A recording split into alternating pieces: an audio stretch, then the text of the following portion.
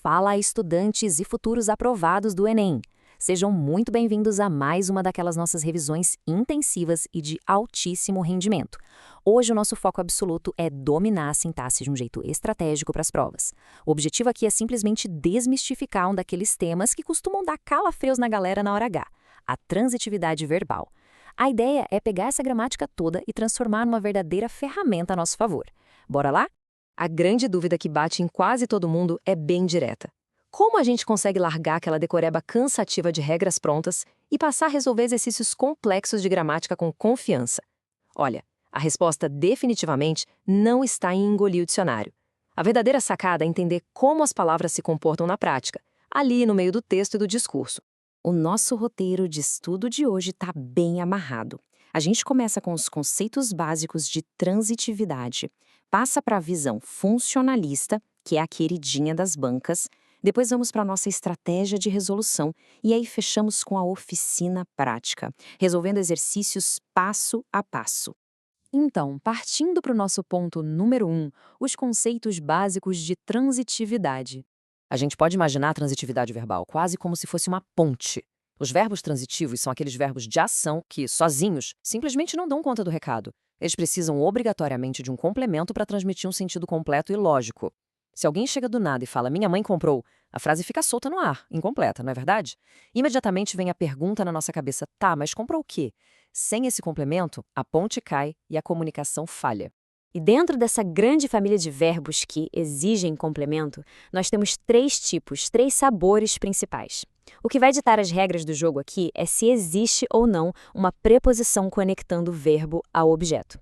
Nós temos os transitivos diretos, que não pedem preposição nenhuma, tipo comi macarrão. Temos os indiretos, onde a preposição é lei, como gosta de cerveja. Afinal, a gente sabe que quem gosta, gosta de alguma coisa, certo? E claro, os bitransitivos, ou diretos e indiretos, que vão pedir os dois complementos na mesma frase. Por exemplo, dei a camisa ao meu irmão. Do outro lado da moeda, contrastando totalmente com essa necessidade de um complemento, a gente tem os verbos intransitivos. Eles também são verbos de ação, mas são totalmente autossuficientes. Eles entregam a mensagem inteirinha sozinhos. Em frases do tipo "o bebê dormiu" ou "o doente morreu", a fofoca, a informação central da ação já está dada. O sentido da frase já está completo ali mesmo. Mas olha só, atenção máxima aqui para não cair em pegadinha clássica de prova. Cuidado com os adjuntos adverbiais. Palavras que indicam tempo, lugar ou modo não são complementos verbais, de jeito nenhum. Se a gente pega a frase "as crianças dormiram tarde", esse tarde não é o objeto do verbo dormir, tá? Ele só está marcando o momento em que a ação aconteceu. O verbo dormir continua sendo intransitivo, pleno e completo na sua essência. Indo para o nosso ponto 2, a visão funcionalista. Aprofundando um pouco mais e trazendo as pesquisas acadêmicas de linguistas como Hopper e Thompson, a visão funcionalista prova para a gente que a transitividade está muito longe de ser só um rótulo estático preso num dicionário. Ela está, na verdade, profundamente enraizada na interpretação do texto e no que o autor realmente quer comunicar. Dá para notar um contraste forte aqui. A gramática tradicional ama focar na análise da palavra ali isolada no vazio, exigindo muita memorização de regra rígida. Já a linguística funcional, que é a cara do Enem, vai analisar o contexto completo do discurso. Ela quer saber qual é o propósito da comunicação em si. Por essa ótica, a transitividade não é preto no branco. Ela é uma escala contínua, uma ferramenta moldada pela intenção interativa de quem está falando ou escrevendo. Tem uma citação perfeita que resume isso. A transitividade não implica uma dicotomia, pois é um fenômeno gradiente, que diz respeito à gramática da oração como um todo. O que a gente tira de grande lição disso?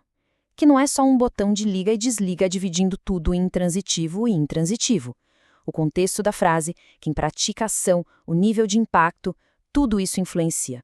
A transitividade é um organismo vivo no texto, e não uma regrinha congelada. Chegamos ao ponto 3, a nossa estratégia de resolução. Chegou a hora de ser pragmático.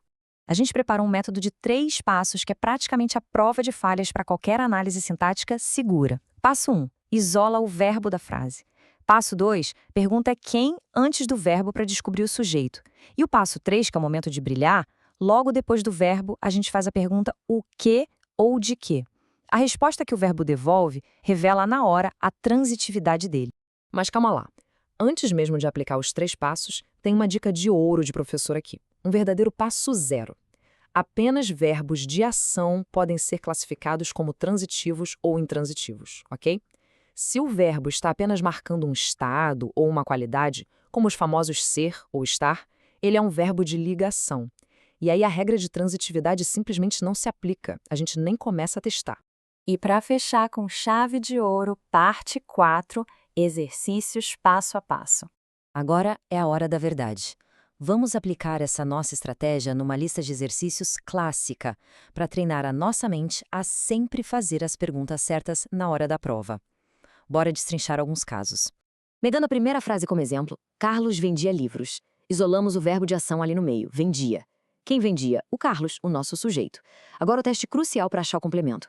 Carlos vendia o quê? A resposta vem redondinha, livros. Como a resposta vem grudada no verbo sem a necessidade de nenhuma preposição no meio do caminho, cravamos a classificação transitivo direto. E livros é, logicamente, o objeto direto. Simples assim. Avançando para o segundo caso, olha só. Lígia gosta de flores. O verbo de ação é gostar. O sujeito é a Lígia. Na hora de perguntar para o verbo, a gente sente uma mudança.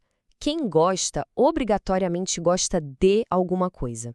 Então, a nossa pergunta vira é gosta de quê? A resposta bate certinho. De flores. A presença marcante dessa preposição de, que é uma exigência do verbo, classifica imediatamente a ação como transitiva e indireta. E aí, o nível de complexidade sobe um pouquinho, mas a lógica se mantém. Na frase, oferecemos uma medalha ao primeiro colocado.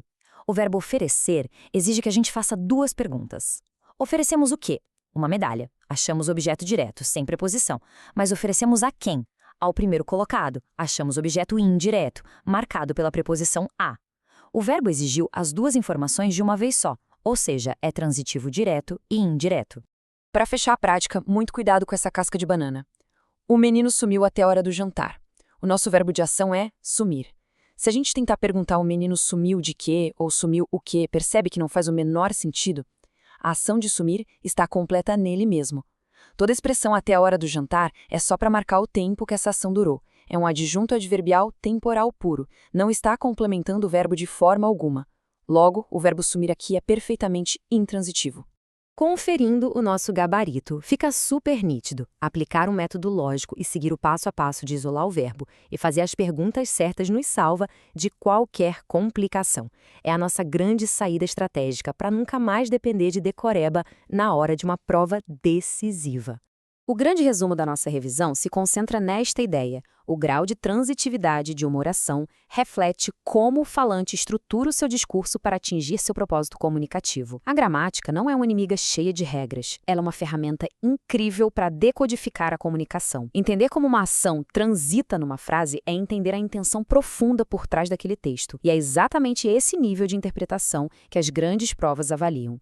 Entendendo que toda a estrutura gramatical serve a um propósito maior, o nosso conhecimento vira um superpoder analítico. Fica então a grande provocação final para todo mundo que acompanhou a nossa aula até aqui. A cabeça já está pronta para deixar simples decoreba de lado e usar todo o poder do contexto discursivo a favor da sintaxe no próximo exame? Mantendo foco na interpretação e praticando sempre com estratégia, o sucesso na prova é só uma questão de tempo. Um ótimo estudo e até a próxima!